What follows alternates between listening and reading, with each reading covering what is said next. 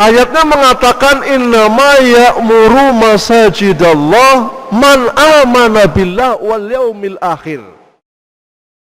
Sesungguhnya hanyalah yang memakmurkan masjid-masjid Allah man amana billah, hanya orang-orang yang beriman kepada Allah dan hanya beriman kepada hari akhir.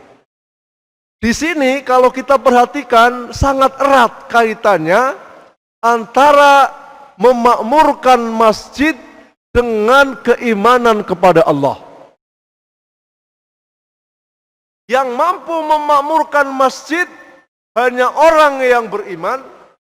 Demikian juga bisa kita balik, orang yang beriman adalah orang yang mampu dan mau memakmurkan masjid.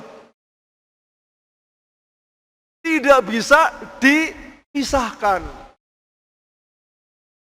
Ngakunya beriman tetapi tidak pernah ke masjid.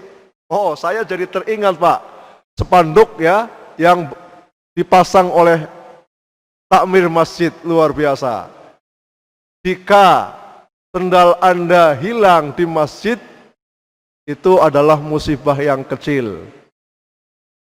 Tetapi jika sandal Anda tidak pernah terlihat di masjid, itulah musibah yang sebenarnya. Ini dari mana Pak dapatnya? Luar biasa ya inspirasinya. Betul sekali, saya hati-hati itu. Kenapa? Karena ketika sandal kita tidak pernah didapati di masjid, artinya apa? Artinya ya, kita diragukan, dipertanyakan keimanan kita. Maka bersyukur sekali kepada Allah Subhanahu wa ta'ala yang tinggal di dekat sini. Masya Allah, masjidnya indah, masjidnya luas. Ini insya Allah bagian dari memakmurkan masjid.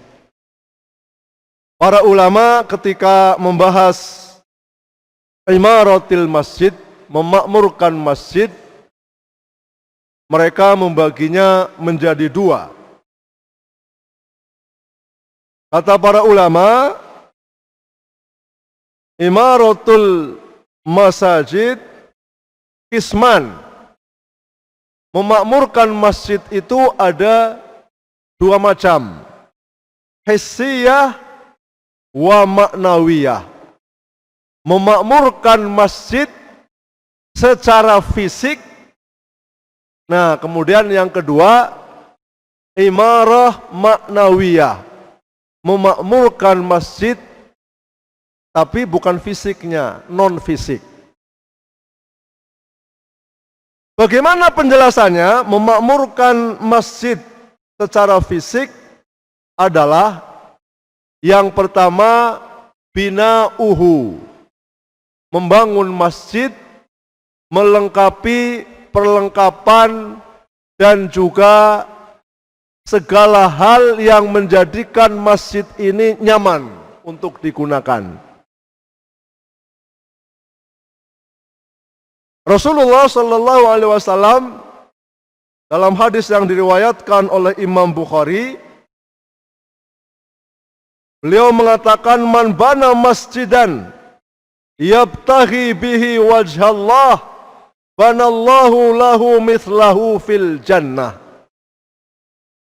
Barang siapa yang membangun masjid semata-mata tujuannya adalah mencari ridho Allah, maka jaminannya kata Rasulullah, banallahu lahu mithlahu fil jannah. Allah akan bangun untuknya bangunan yang serupa di sorga nanti. Aduh Pak Ustadz, saya itu tidak bisa kalau membangun masjid semega ini, sebesar ini. Bangun rumah aja susah. Apakah harus membangun masjid sebesar ini? Tidak. Dalam hadis yang diriwayatkan oleh Imam Ibnu Majah, Rasulullah Shallallahu Alaihi Wasallam menjelaskan, membana masjidan kamafhasi qatatin au asghar banallahu lahu baitan fil jannah. Barang siapa yang membangun masjid walaupun dengan memberikan material yang sebesar sarang burung atau lebih kecil. Kira-kira material apa Pak yang besarnya sebesar sarang burung? Satu batu bata saja lebih besar daripada sarang burung. Apalagi ya kalau membelikan sajadah.